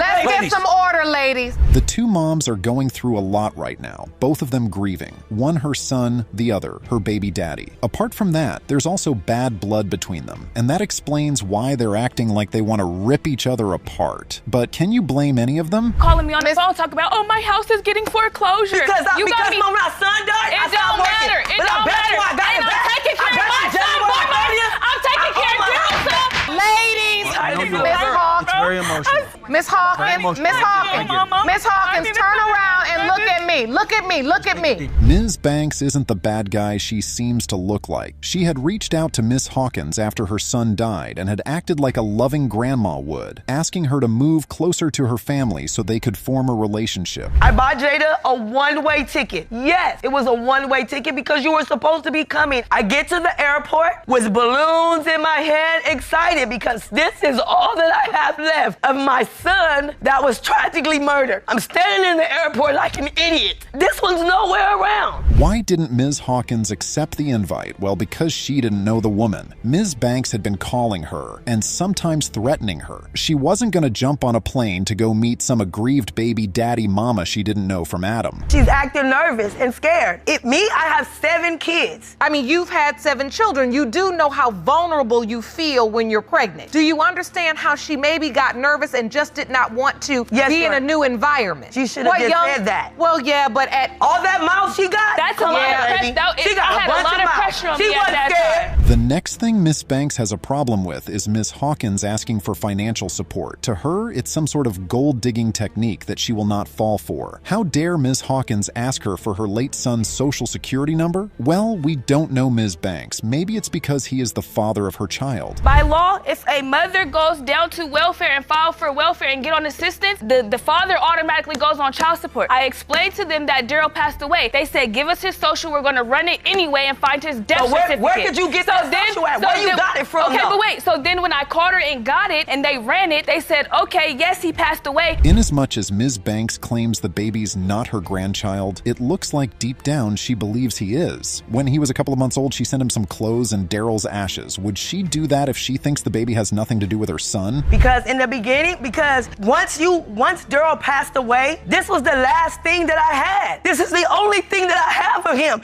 But I'm so sick of you. Every time you get pissed, telling me who I cannot see. So I looked it up and I found out that I have grandparents' rights and I don't have to kiss your little young behind no more. There's nothing like a mother's love, right? Maybe that's why Ms. Banks is still mourning her son. And guess what? Ms. Hawkins already has a new boyfriend, and someone has a problem with that. Already? I'm still mourning. I'm still sad. I'm still crying every day. How can you be so eager to have another man? You just keep getting more men. But Miss Banks, okay, take a breath. You say, as much as you express that you are upset with Miss Hawkins. Seems like Ms. Banks is trying to play it safe, just in case the baby turns out to be her grandkid. Who wouldn't want what's left of their late son? Who wouldn't wish that he left behind something, or in this case, someone to be remembered by? Is it your hope that you do have that legacy of your son? Yes. So you do really hope. And that's why, despite the doubt, you still sent the ashes, you sent the clothes. Yes. If I didn't like her, there was nowhere she was gonna be. Okay. She would never be at my house. The results are in. Did Daryl leave behind a legacy for his mother to hold on to? Or does the baby belong to the other man Ms. Hawkins was seeing while she and Daryl were broken up? Keep watching to find out. It has been determined by this court. The percentage of relatedness between Miss LaWinda Banks and Jasani Daniel is 99.99%. You are related. Mr. Hughes is in big trouble because his mother and his ex-girlfriend alleged baby mama Ms. Jackson hate each other. His mom, Ms. McBirth, demands a DNA test to prove the baby belongs to her son and is also suing Ms. Jackson for $1,000 for defamation of character. On the flip side, Ms. Jackson accuses Ms. McBirth of poisoning her son, convincing him he's not the father of 2-year-old Elijah. So, Ms. McBirth, why do you believe your son's not the father? This woman is trouble. She is trouble with a capital T. She, as a matter of fact, I call her the 3 T's. Trash, trouble, and trifling. That's what she is. The little boy looks nothing like my son or any member of my family at all. Ms. Jackson says she and Mr. Hughes were in a relationship for over a year and she was with nobody else during that time. But everything she says sounds like a lie to Ms. McBirth and her daughter, Ms. Terrell. Was he the only person you were intimate with during that time? Yes, ma'am. Now she knows she lying. She lying. She lying. Yes, ma'am. This DNA right here has been in our life. She's never was a girlfriend. You are a vampire. You are just a fly-by-night. We didn't know anything about you. He's been in a relationship for 10 years. So Mr. Hughes has. 10 years. In 10 years. Babies he's been by another for 2 woman. years, and those are my grandchildren. Where's Mr. Hughes in all of these? It kind of looks like his mom's the one concerned about the paternity of Elijah. Is he on Ms. Jackson's side or his mom's? It also sounds like his mom's more involved in the lives of the other kids than he is. I seen him at the doctor's office where I was taking his real children to the doctor, and it was a newborn, and I walked past him, and I kind of glanced over there, and I seen this little white baby. I knew it wasn't mine, and I ain't had nothing else to say or do about it since then. She need to get that out of her head. That child is not my son's baby. While Judge Lauren tries to tell them that the baby being white as snow doesn't mean he's white, Ms. Terrell says something interesting. Ms. Jackson had initially confessed to her that she didn't know who the father of her baby was. First, she's changed her story up different times about who's the father. I asked her, I said, okay, this is my brother's baby. She said, yes. I said, do you know or do you think? She said, I think. So when we asked while she was pregnant, we asked her for a DNA test. And what did she say? She was like, oh, okay. She was all for it. At that time frame, she was all for it, the DNA test. Now, what's this about the baby having Ms. Jackson's ex-husband's last name, and that's not all? There's also nobody's name on little Elijah's birth certificate because Mr. Hughes wasn't there when the child was born. He was not there when he was born. Exactly. I could put anybody on there, but I didn't. Exactly. You sure should. Until he gets back, then when he can be on the birth certificate. So I was waiting for him. I want to understand this. Was he there when you had the baby? No. It was another guy, that's why. There was nobody else there but my mom and my sister. The case has gotten very personal now. Ms. Terrell and her mother have drifted from the case and are now attacking Ms. Jackson, slut-shaming her and whatnot. You must be curious to know why they hate her so, and why they're bringing up stuff that doesn't particularly relate to the case. But you know what? Ms. McBirth fires shots at her son too. She's a liar because you just had a wild sex party that got shut down by the police station last week. Nah, Yes, it is. It is true because why is your neighbors complaining about the sex that goes on in your household? There was no sex going on. Ladies, let's get some order. Miss McBirth, I have to ask you, you're very tough on Miss Jackson. You would not believe one huge fact Ms. McBirth failed to mention. Mr. Hughes' father is white. When he finally speaks, he admits to the court that he's biracial, and that's why he gave Ms. Jackson the benefit of the doubt and treats Elijah like his son. And going in and out of her house. My father's a brown-haired, blue-eyed dude, so.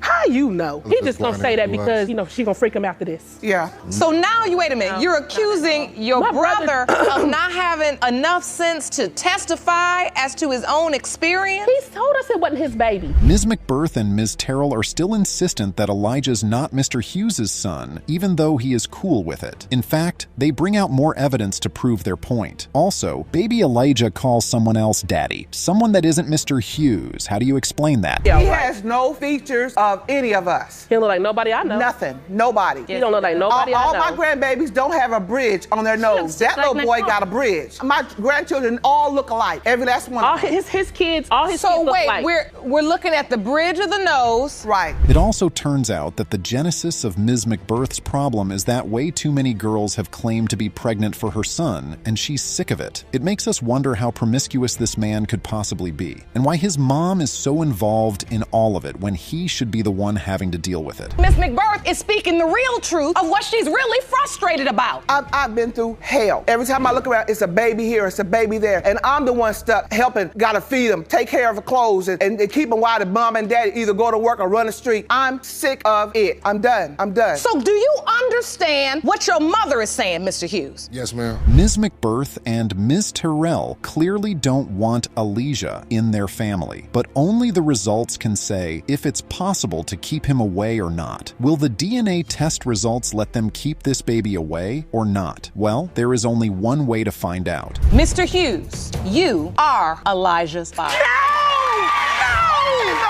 a lie! That's a lie! You a lying trick! What did you do? What did you do? Calm down.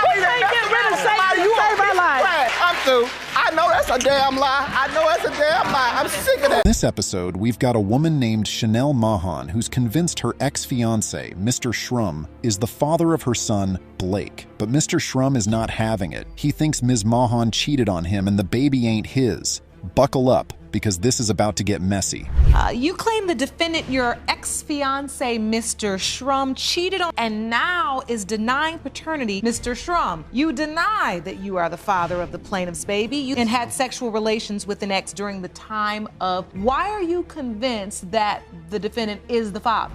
First, Ms. Mahan lays it all out for the judge. She says she and Mr. Shrum were engaged and living together when she got pregnant. But Mr. Shrum, the sneaky guy that he is, apparently cheated on Ms. Mahan and then bailed on her and the baby. Ms. Mahan is fuming, and you can tell she's been through the ringer trying to get Mr. Shrum to step up and support his son. The only reason he's saying this is because him and my ex did not get along at all. He was living with us at the time because... Was this a Three's Company? What was this? No, Your Honor.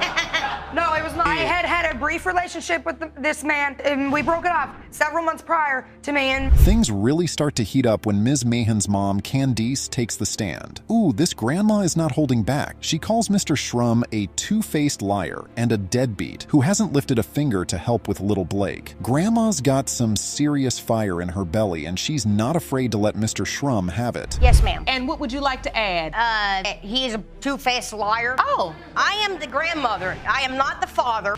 It clothed him, diapered him. You're pregnant now. During this time, is he supporting you at all? So apparently, Grandma has been the one picking up the slack and making sure Blake has a roof over his head and food in his belly. You can tell she's fed up with Mr. Shrum's antics. But Mr. Shrum's got his own side of the story. Anybody else? I have my doubts, you know. I really do. No ex? The ex that was living with us. I had slept with him. Okay. When? Before me and Mr. Shrum got together. Mr. Shrum, was that your understanding, or did you believe they were still kind of hooking up? Yeah, and I do all believe was that there was still stuff going on between them two. I really do. He claims he woke up one night and found Ms. Mahan snuggling with her ex-boyfriend under the covers. Yikes. Talk about a messy love triangle. Mr. Shrum says he felt betrayed, and that's why he bailed on Ms. Mahan and the baby. Hold up, did he just admit to biting Ms. Mahan during a heated argument? Not the father of this child. Yeah. And if you were with her during the period of conception, how are you suggesting that this is an impossibility? Does not matter, Doyle. Yeah, it does. Look at me, I look just like my mother, but that doesn't mean she went and cheated on me with somebody else. You think we look anything alike? I don't think we do. No. He's got your eye. No, they don't. The judge is trying to make sense of all this he said. She said craziness, but it's clear these two have a lot of unresolved issues. Ms. Mahan insists she never cheated and that Mr. Shrum is the only one she was with when she got pregnant, but Mr. Shrum's still got his doubts. No, Your Honor, I do not, because I am afraid he will, and after we go back together, he'd have to continue taking them for a year. He refused to do so, so I told him, and I cannot be with you. I love the man I am with right now. If you two get back together or not, you do understand that the child... Now the real kicker is when Mr. Shrum admits that he still loves Ms. Mahan and wants to be with her and the baby. But Ms. Mahan is done with me. She says she's moved on and is happy with someone else. That's got a sting for Mr. Shrum, but he can't say he didn't see it coming. That is the only reason I've been fighting with this man for the past year and a half is because of my son. I have sacrificed the things that he needs, and this man can't even spare $20 for a pack of diapers or wipes or milk or anything my child needs. We have a hard enough time making sure we have everything we need. Then we get into a scrape where we have to ask one of our relatives. Finally, it's time for the big reveal. The paternity test results are in. The judge is about to announce whether Mr. Shrum is the father or not. The tension is palpable, and you can tell both Candice and Mr. Shrum are on the edge of their seats waiting to hear the verdict. What will it be?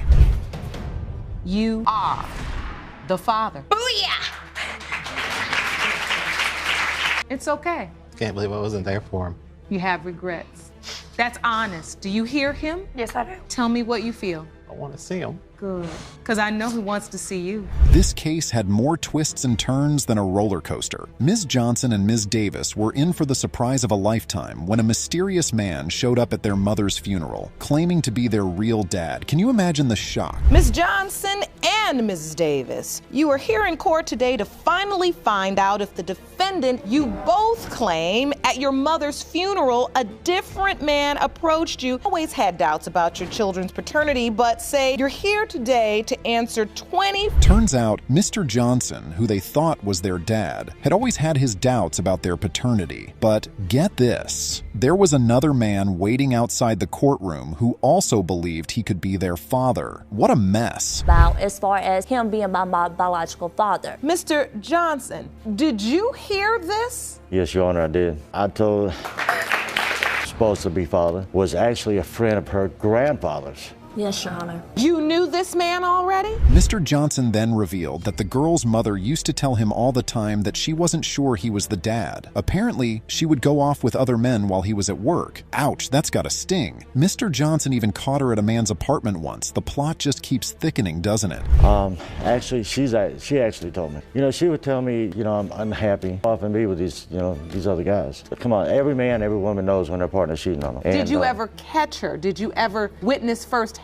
I caught her in the man. But the real kicker came when Mr. Johnson presented the divorce papers, showing that the girl's mom had given up all parental rights. Can you believe that? He raised those girls all on his own, even though their mom kept telling them he wasn't their real dad. That's some serious dedication right there. Possibly been one of the guys. Your Honor, I have yes, proof. Sir. I have proof of... You have evidence? Jerome, will you please hand me that evidence? Thank you.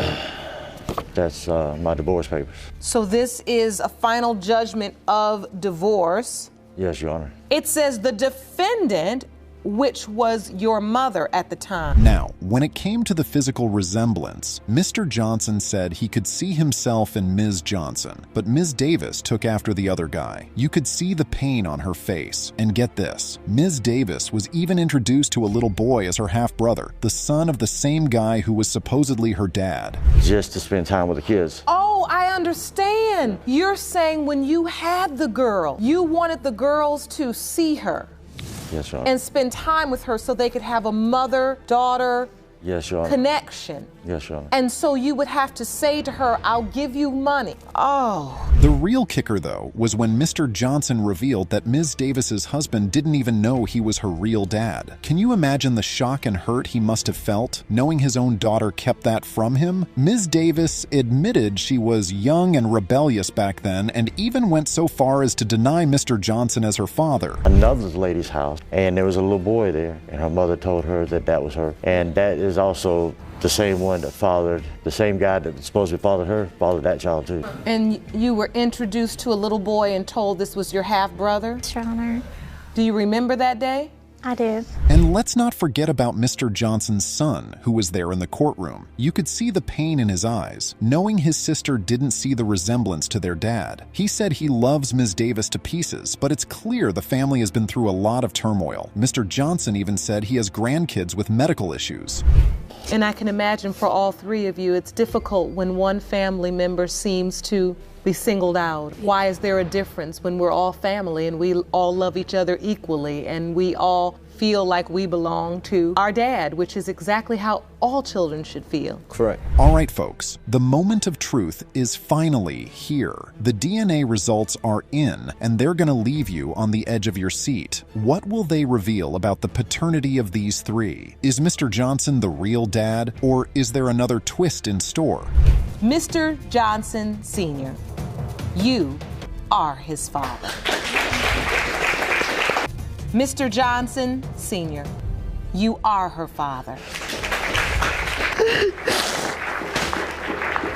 The drama starts with Ms. Shank, who claims that when her daughter Serenity turned 2, Mr. Robinson started doubting his paternity. Apparently, Mr. Robinson was actively involved in Serenity's life from the very beginning. But then, Ms. Shank dropped a bombshell. She said she slept with one of Mr. Robinson's friends during her pregnancy. You claim that when your daughter Serenity turned 2, Mr. Robinson began to doubt paternity. Yes, Your Honor. To watch her suffer. Yes, Your Honor. Mr. Robinson, you state from the moment Serenity was born, you were active and developed a very strong bond. Yes, Your Honor. Now, Mr. Robinson was there for Ms. Shank through it all. Doctor's appointments, the birth, you name it. But when she dropped that little tidbit, he started to pull away from his little girl. Can't say I blame him. That's got to be a tough pill to swallow. Through all her doctor's appointments, each and every doctor's appointment I was there. Even for Serenity when she was born, I was there for her. Okay, and so she told you she was pregnant, you believed her. You said, okay, and I'm there. Yes, ma'am, I was there. And then about 5 months, what happened? Judge Lake is trying to get to the bottom of this, and Ms. Shank's story is all over the place. First, she thought Mr. Robinson was the dad, then she had doubts, and she even sent a text to her cousin saying it was a 50-50 chance. Yikes, talk about mixed signals. With someone else during the window of conception. Yeah. There was an issue with the protection you used. Yes, Your Honor. So when you found out you were pregnant, just one time with the other guy? Yes, Your Honor. So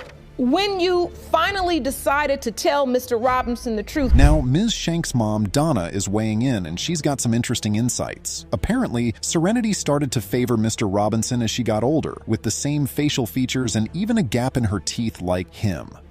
This is getting more complicated by the minute. You said you really felt it was Mr. Robinson's baby. You were replaying it in your mind? You can say that, yes. Okay.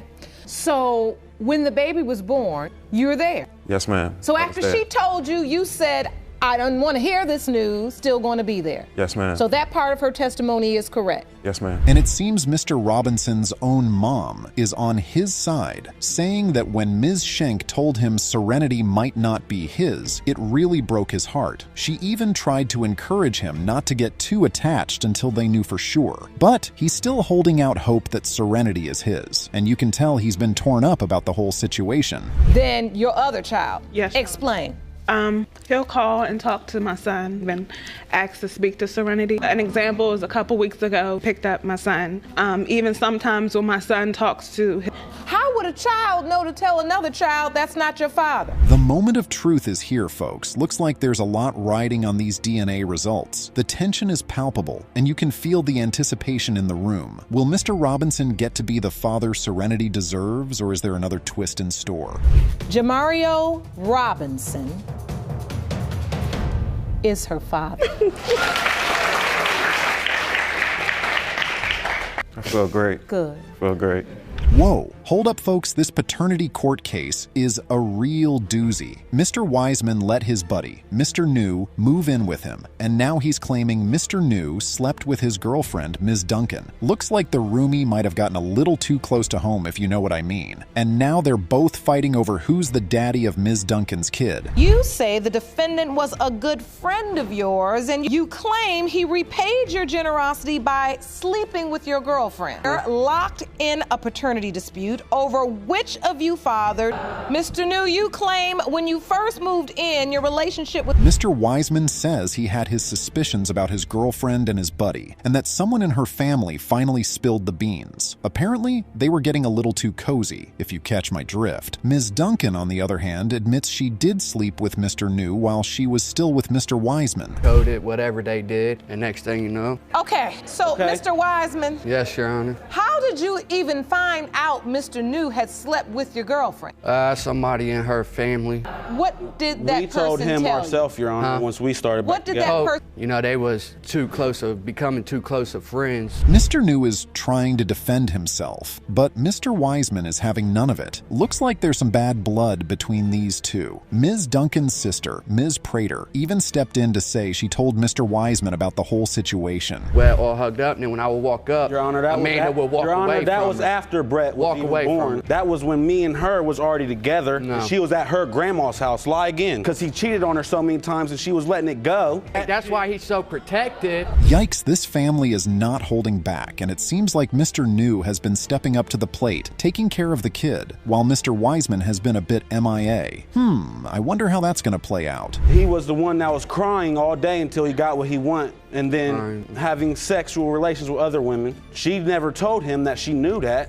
He was cheating on her. Yes, he always accused her of cheating, and she wasn't. So she did sleep with my cousin. That was a year or two before I even... All right, the judge is trying to bring some order to this chaos. She's reminding everyone that the most important thing here is the well-being of the child, Brett. And she's got a point. This whole situation must be so confusing for the little guy. I mean, he's got two potential dads, and they're both in his life, but they're at each other's throats. But that was because me and Jeremiah were going through problems. I confided in Tyler in that. So while you were still in a relationship, albeit rocky, with Mr. Wise? Yes, I did. Okay, and so did you sleep with both men during the period of conception? The judge is really laying it down now. She's calling out Ms. Duncan for the mess she's created, but she's also acknowledging that Mr. Wiseman hasn't exactly been the most involved dad. And Mr. New, well, he's been stepping up and taking care of the kid even though he might not be the biological father. Gotta give him props for that. That they was sleeping together. So you heard the rumors? Yeah. So when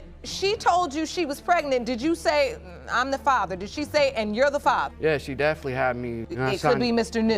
I signed the birth certificate and everything. You did? Yeah. So you supported her throughout the pregnancy? Yeah, I was there. Only for the pregnancy. Oh, the moment of truth is here, folks. The judge is about to reveal the paternity results. The tension is palpable in the courtroom. Mr. Wiseman and Mr. New are both on the edge of their seats, waiting to find out who the real daddy is. And Ms. Duncan, well, she's probably sweating it out too. This is the moment we've all been waiting for. That the biological father is Mr. Wiseman. Bet he don't do nothing about it. Yeah. Time, I bet you don't, though. I will. You all have a very negative history together. But the righteous need not wave a flag. Ms. Holzinger claims that Mr. May is the father of her 2-year-old son, Gabriel, but Mr. May is not having it. He's saying he was pressured into signing that birth certificate, and he's not sure if he's even the dad.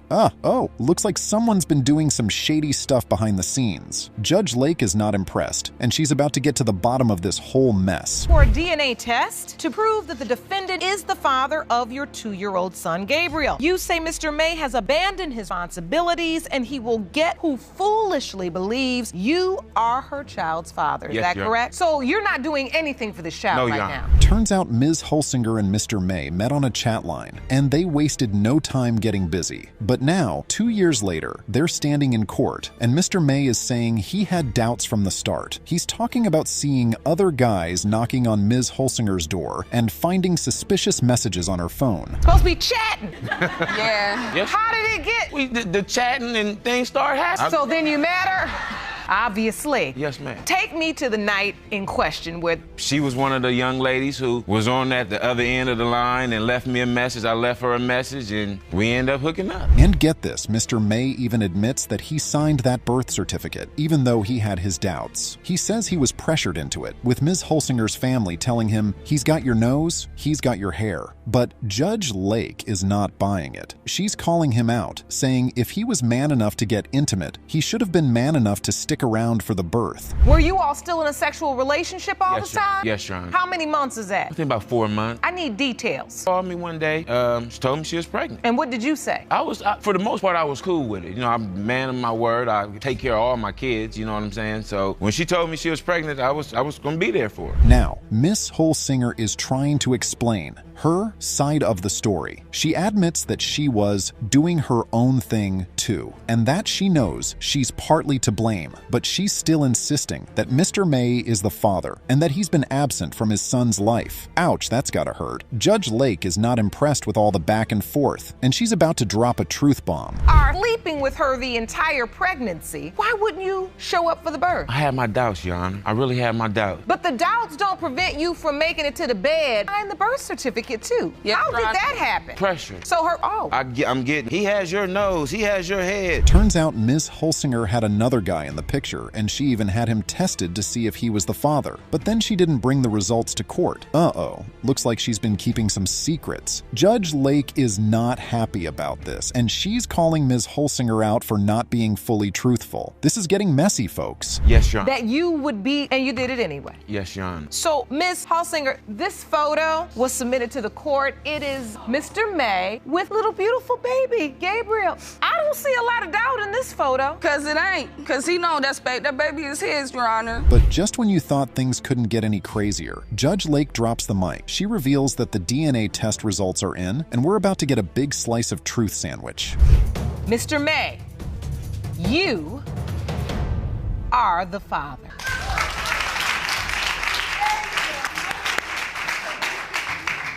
Good news. Yes, ma'am. Great. He has a great father.